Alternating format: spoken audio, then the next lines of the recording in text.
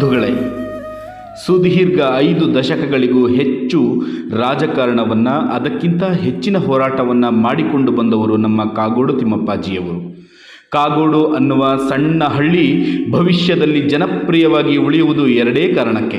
ಒಂದು, ಗೇಣಿದಾರರ ವಿರುದ್ಧದ ರೈತರ ಹೋರಾಟ ಕಾಗೋಡು ಸತ್ಯಾಗ್ರಹವಾದರೆ, ಇನ್ನೊಂದು ಕಾಗೋಡು ತಿಮ್ಮಪ್ಪಾಜಿಯವರು.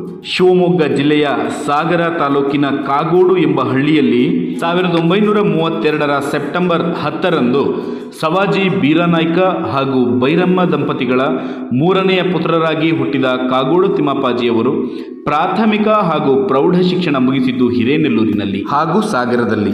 ತಮ್ಮ ಹೆಸರಿನೊಂದಿಗೆ ಊರಿನ ಹೆಸರನ್ನೂ ವಿಶೇಷಣವಾಗಿಸಿದ ಕಾಗೋಡು ತಿಮ್ಮಪ್ಪಾಜಿಯವರು